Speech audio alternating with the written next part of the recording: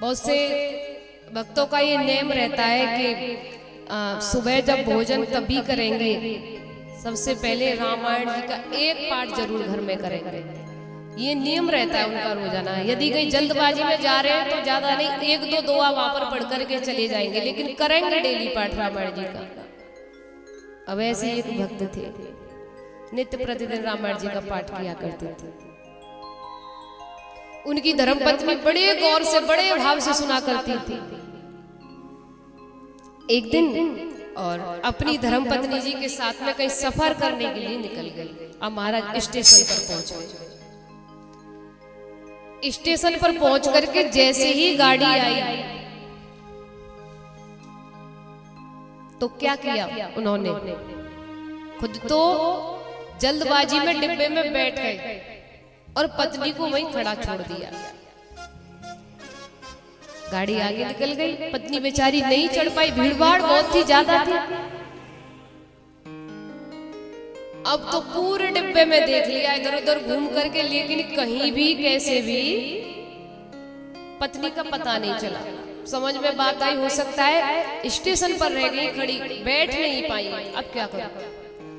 अब तो दूसरे स्टेशन पर गाड़ी रुक गई और महाराज जब वापस आए वो उसी स्टेशन पर, तो देवी जी वहीं पर बैठी मिली है। अब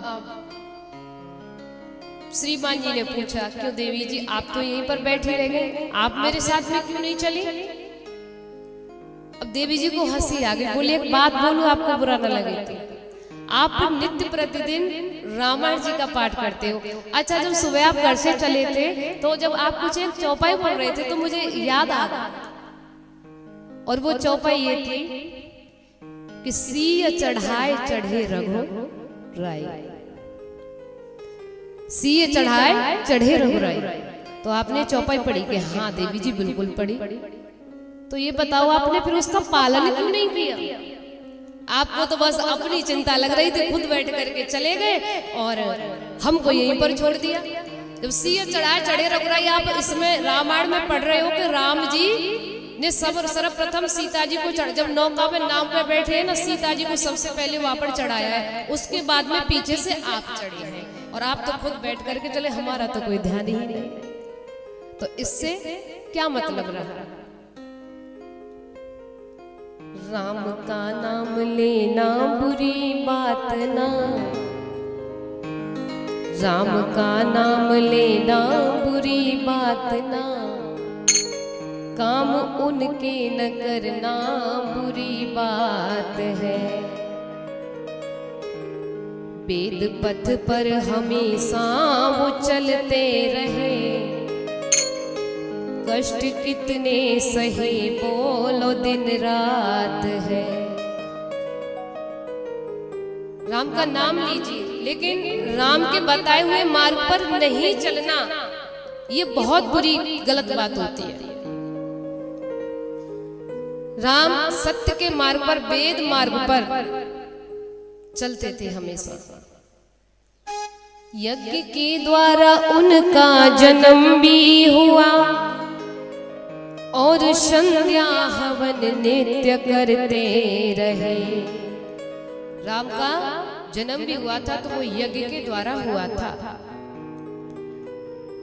और रामायण में लिखा है। अच्छा, बहुत से कहते अरे जब वो भगवान थे तो वो किसकी संध्या करते थे, किसकी उपासना करते थे? वो भगवान थे, लेकिन हमारे लिए उन्होंने आकर के हमारे उद्धार के लिए इसलिए जन्म लिया था कि वो कैसे कैसे जीवन जिए।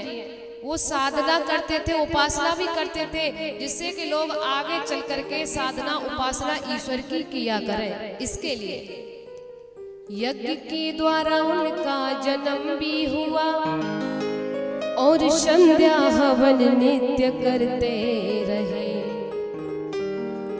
निशाचरों से विहीन भूमि को करूं, निशाचरों से विहीन भूमि को करूं, वो कहते उठा के ऊंचा हाथ है। राम का नाम लेना बुरी बात ना, काम उनके न करना बात है। निशाचरों से विहीन भूमि को कर कहते उठा के ऊंचा हाथ। राम ने हमेशा निशाचरों का ही वध किया था, जो हमारा कर्तव्य बनता है। निशाचरों का कभी संग नहीं किया था, कभी साथ नहीं दिया था।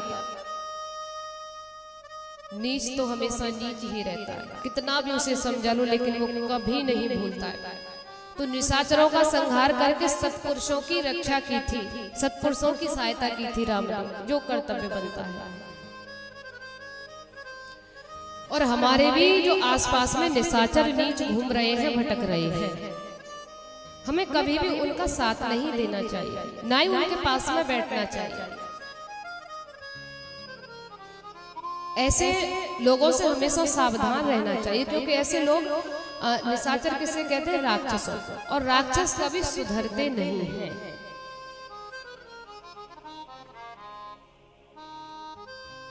पितृभक्ति भी तन मन से ऐसी करी, नाम अपना जगत में अमर कर गए। अपने पिता की भक्ति राम ने कैसी की?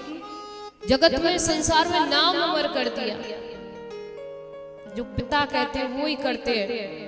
और पिता की आज्ञा से 14 वर्ष के लिए वन में चले गए। आज का बेटा चला जाएगा कोई?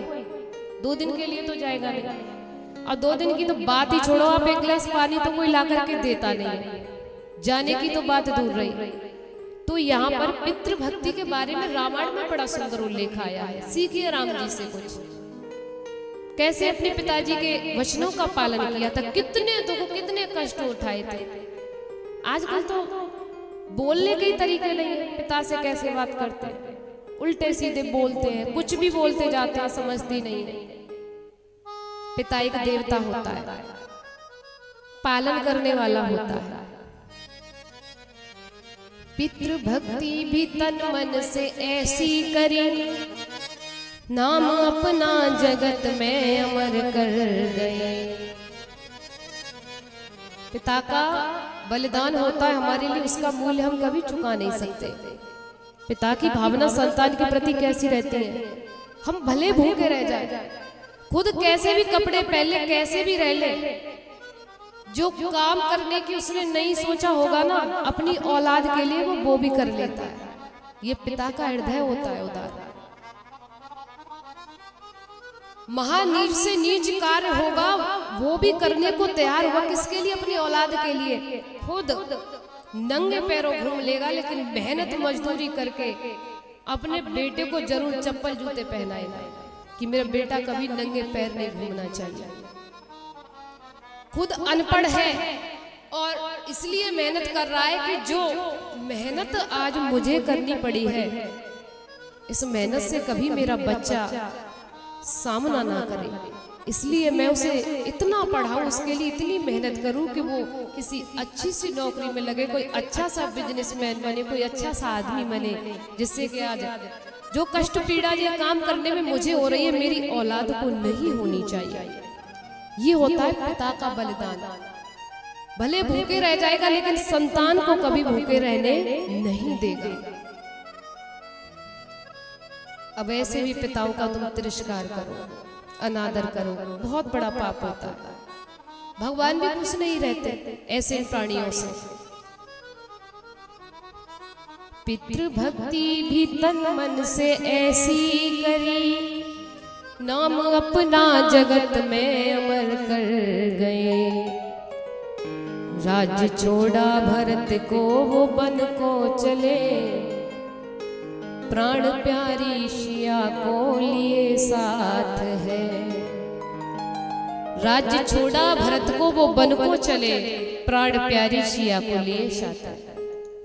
भरत के लिए सारा न्यौछावर कर दिया, सब कुछ दे दिया, अपने लिए कुछ भी नहीं रखा, सब कुछ छोड़ छाड़ करके चल दिए।